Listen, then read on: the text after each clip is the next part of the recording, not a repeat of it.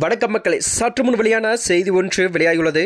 தனி பெரும்பான்மையுடன் அதிமுக ஆட்சி அமைக்கும் இபிஎஸ் பேச்சால் பாஜக அதிர்ச்சியாம். வாங்க வீடியோவை முழுமையாக காண்க. அதாவது வருகின்ற 2026 சட்டமன்ற தேர்தலில் தான் அதிமுக தனி பெரும் கட்சியாக அமைக்கும் எனும் அக்கட்சியின் பொதுச் செயலாளர் எடப்பாடி பழனிசாமி அவர்கள் தெரிவித்துள்ளார். கள்ளக்குறிச்சி மாவட்டம் உளுந்தூர்பேட்டையில் நடைபெற்ற அதிமுக கொடியேற்றும் விழாவில் தான் நலத்திட்ட உதவிகள் வழங்கும் நிகழ்ச்சியின் போது அவர் பேசியிருந்தாராம். அதாவது திமுக அரசு மக்கள் விரோத ஆட்சியாக உள்ளதாகவும் பொய்யான வாக்குறுதிகளால் மக்களை ஏமாற்றி ஆட்சிக்கு வந்ததாகவும் கடுமையாக விமர்சித்துள்ளார். எடப்பாடி பழனிசாமி அவர்கள் அதிமுக அரசு 525 அறிவிப்புகளை வெளியிட்ட நிலையில்தான் மக்களை ஏமாற்றி வருவதாக குற்றம் சாட்டினாராம்.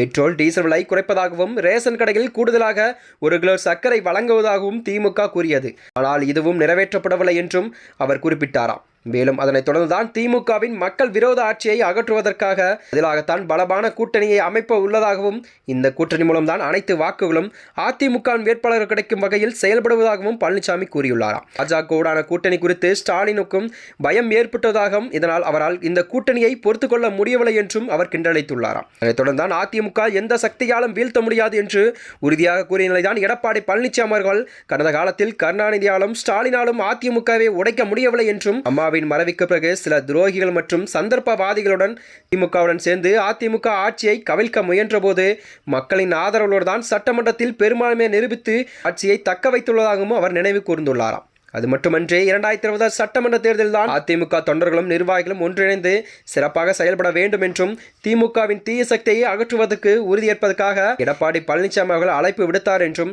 நாங்கள் யாருடன் கூட்டணி வைத்தாலும் அதற்கு ஸ்டாலினுக்கு என்ன கவலை என்று அவர் கேள்வி ஒன்றை எழுப்பியுள்ளாராம். அதனைத் தொடர்ந்து தான் வருகின்ற 2020 சட்டமன்ற தேர்தலில் தான் எங்களது ஆட்சி தனிப்பெரும்பான்மையுடன் அதிமுக ஆட்சி அமைக்கும் என்றும் அவர் எடப்பாடி பழனிசாமி அவர்கள் உறுதியாக கூறியுள்ளாராம். மேலும் இதுபோன்ற வீடியோக்களை தெரிந்து கொள்ள நமது சேனலை மறக்காமல் சப்ஸ்கிரைப் செய்து கொள்ளும். நன்றி, வணக்கம்.